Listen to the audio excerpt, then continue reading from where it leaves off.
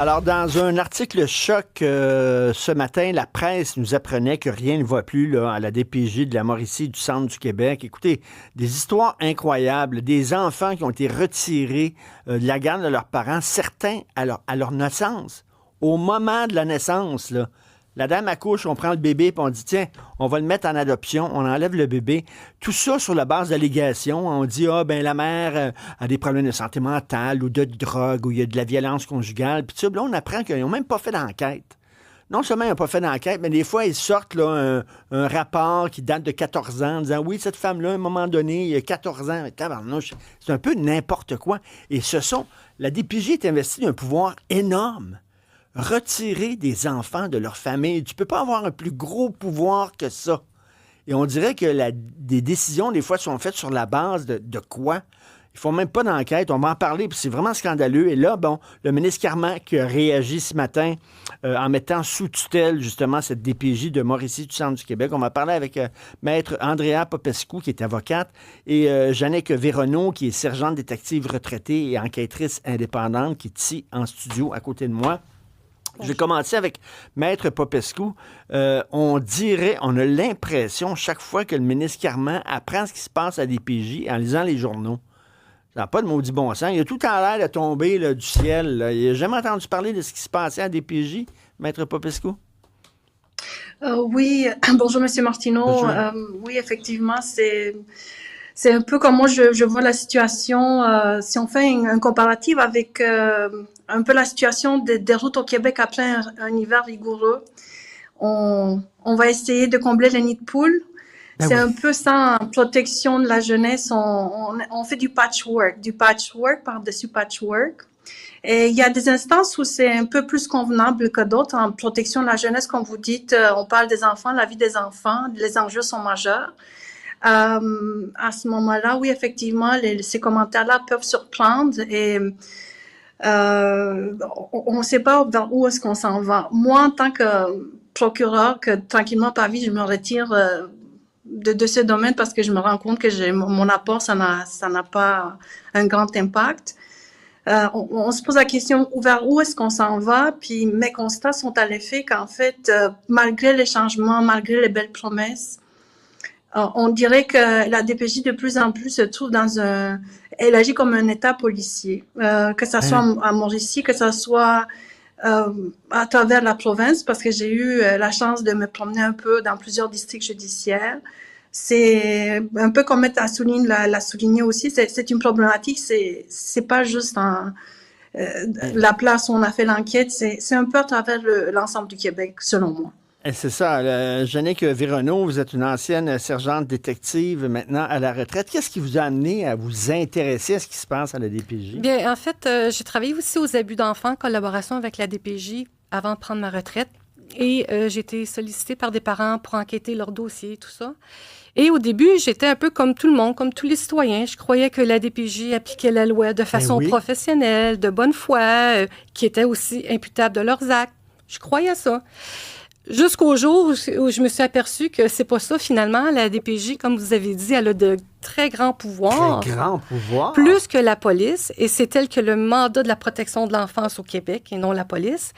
Et elle a une immunité. Donc, elle n'est pas imputable de ses actes. Mais c'est quoi? C'est l'État dans l'État? Là? Exactement. C'est un peu un État de dictature dans notre État. Et là, je vois bien la bonne intention de M. Carman, du ministre Carman, de vouloir réviser les dossiers.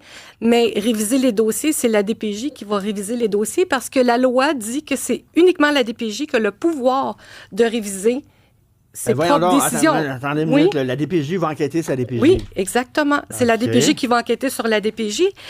Et il n'y a pas d'entité indépendante pour enquêter sur la DPJ. Ça, c'est un problème. Exactement. Incroyable. Et je peux faire un peu le parallèle. Il n'y a pas comme un bureau des enquêtes indépendantes qu'il y a au point de vue de la police. Hein? Exactement. Je peux faire un peu le parallèle brièvement. En 1980, juste un peu avant 1990, il y a eu une enquête à la Commission des droits de la personne en ce qui concerne le rapport Bellemare, en ce qui concerne le jeune noir qui avait été abattu, Anthony Griffin. Oui. Et à ce moment-là, le rapport là, de M. Bellemare, c'était très clair, qui disait que la police qui s'enquête sur elle-même, ça crée des biais en défaveur des citoyens. Ben, c'est ça. Mais là, on est vraiment là-dedans. Là. La DPJ, dans des billets, applique la loi. C'est-à-dire que même le ministre qui est responsable de la DPJ, même lui, il n'a pas toutes les informations parce que c'est tellement opaque, la DPJ, que même le ministre ne sait pas ce qui se passe. Maître Popescu, je trouve triste ce que vous venez de me dire parce que vous dites, je suis en train de jeter la serviette puis de passer à d'autres choses parce que j'ai beau me débattre, ça donne strictement rien. Vous êtes vraiment pessimiste, là. Oui, en ce qui concerne la protection de la jeunesse, en ce qui me concerne, moi, en tant que procureur, j'ai vraiment tout essayé, j'ai vraiment... Mais en tout cas, je ne veux pas causer plus de tort aux parents que du bien, donc je pense que c'est dans l'intérêt de tout le monde que je m'oriente vers un autre domaine. Mais je parle avec beaucoup de tristesse, beaucoup d'amertume. Et oui. Oui, je vous sens que ça vous touche énormément parce que c'est enlever des enfants de leurs parents. Et voyons, c'est qui le médecin là, dans le coin de Pointe-Saint-Charles qui parle justement de garder les enfants dans leur famille, mais en tout cas, là, lui, il dit tout le temps, il faut tout faire en sorte pour essayer que l'enfant reste dans sa famille, même si la famille a des problèmes, tout ça. Il faut aider la famille, il faut l'encadrer, tout ça. Mais là, de dire, une des histoires de la presse, la femme, elle venait d'accoucher. On prend son enfant, littéralement, puis on met l'enfant quasiment en adoption. Ça pas de bon sens. Mais c'est parce que la loi permet à la DPJ d'appliquer la loi juste avec des perceptions. Donc, on perçoit que l'enfant peut être en danger, mais il n'y a pas eu de danger encore, donc on retire le bébé. Aussi simple que ça. Ils ont les grands pouvoirs. La perception, mais ça prend une enquête, ça prend des preuves. Ils font des enquêtes sommaires, puis même, là, c'est parce que je peux aller dans la maison souvent pour savoir c'est quoi la dynamique familiale, comment ça se passe, effectivement. Il y a de la violence, et tout ça, pas rien sur un feeling, bon Dieu. Mais c'est comme ça, ils font des enquêtes sommaires, même la loi le dit, suite à une enquête sommaire, ils vont prendre des décisions. Et souvent, tout le temps, ces décisions-là sont entérinées par les avocats du contentieux DPJ et à la Cour aussi du Québec. Les juges, moi, je suis au courant un peu là, de ce dossier-là.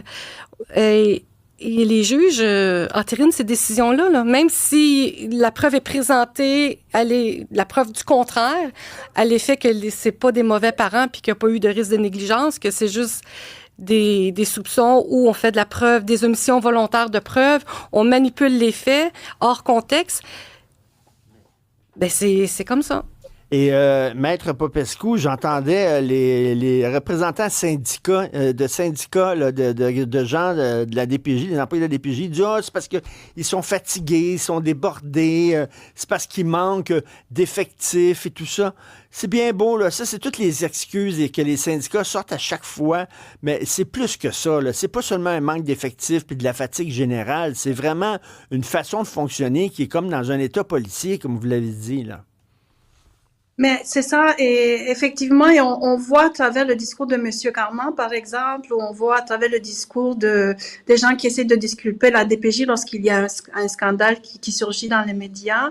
On va toujours dire, oui, soit sont fatigués, on va les congédier, c'est ponctuel, c'est problématique. Oui. En effet, je suis d'accord avec vous. Ce n'est pas ponctuel, c'est une problématique systémique que nous avons dans le système de la protection de la jeunesse. Et en fait, il y a certaines lacunes au niveau de la loi elle-même qui fait en sorte que la DPJ peut se permettre d'agir comme elle agit. Et plus que le temps passera, il y aura l'effritement des services malheureusement dans notre société. Et nous allons assister à plus de placements et plus de coercion de la part de la directrice. Mais donc, il faut changer la loi, pour rendre la DPJ plus transparente, c'est sûr et certain.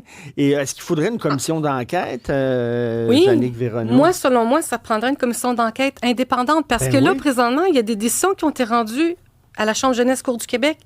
C'est pas le ministre Carman qui a le pouvoir de faire une révision sur les décisions rendues. Dans ce dossier-là, il y a des enfants qui ont été adoptés. Le rapport est terminé depuis juillet, Puis par chance, ça a été sorti, là. Mais il y a des enfants qui ont été adoptés. Qui va... Là, entre-temps, oui, c'est ça? mais qui va faire ces révisions-là? La DPJ? Non. C'est les décisions judiciaires. Qui va les faire, les révisions? Mais pensez-vous, vous deux, je vais terminer là-dessus, vous, Mme Véronneau, pensez-vous que ce texte-là, quand même, là, qui a choqué beaucoup de lecteurs ce matin, ça peut faire une différence? En même temps, c'est pas la première fois qu'on entend qu'il y a des affaires tout croche. Mais il faudrait qu'on se mobilise, puis il faudrait qu'on règle ce problème-là, comme Maître Popescu. Patcher le surface toujours... patcher le problème à la surface, il te revient toujours d'en face. Donc, quand est-ce qu'on va se mobiliser dans l'intérêt de l'enfant? Maître Popescu, est-ce que vous semblez pessimiste, oui. mais... Je le suis, puis non, je ne crois pas que le documentaire, pas le documentaire, mais plutôt le rapport qui est sorti, le reportage va faire un impact à court terme. Je pense qu'en tant que société, on doit se poser la question, est-ce que nous sommes d'accord de continuer ainsi? Est-ce que nous laissons le législateur de l'État de décider selon sa bonne volonté quand est-ce que c'est un bon moment de faire les choses comme elles se doivent, ou nous, en tant que société? Maître Popescu, vous êtes originaire de quel pays? Roumanie. Roumanie. Alors, en Roumanie, il y a eu à un moment donné un régime très autoritaire, on le sait, en Roumanie. On a l'impression que c'est ça, là, que c'est un régime qui a le droit de briser des familles et d'enlever des enfants de leur famille, comme au temps du communisme sous Ceausescu, là, quasiment. Et vous savez, j'ai la chance de pratiquer dans plusieurs domaines du droit. Je ne fais pas que de la protection de la jeunesse. Et c'est vraiment quelque chose qui s'applique vraiment en matière de ce type de droit. Les autres branches du droit au Canada, je n'ai pas grand-chose à dire. Mais... oui, c'est un peu comme ça. Puis, comme j'essayais de dire aussi, c'est à nous, la population, les citoyens, de se dire, mais ça, c'est un enjeu important, électoral pour le gouvernement en place ou les prochains gouvernements. Mesdames, en tout cas, on le voit que ça vous prend au triple, vraiment, que ça vous touche. Ça n'a pas de mot du bon sens. C'est de l'injustice profonde. Oui, il est temps que ça change. C'est pas parce qu'une famille, une mère connaît des problèmes, traverse une période qui est pas facile. On s'entend, c'était pas des mères parfaites, mais à un moment donné, là, quand tu retires un enfant de la garde de sa mère puis de son père, faut que tu aies plus que des allégations. Faut que tu aies des preuves solides que quelque chose qui se passe. Exactement, il y a même du parjeu dans ce dossier-là. Là. Oui. Des fabrications de preuves. Des fabrications de preuves épouvantables. Ça prend le ministère de la Justice. Maître Andrea Popescu et Jannick Véronneau, merci beaucoup. Puis on va certainement s'en reparler. Merci, bonne journée.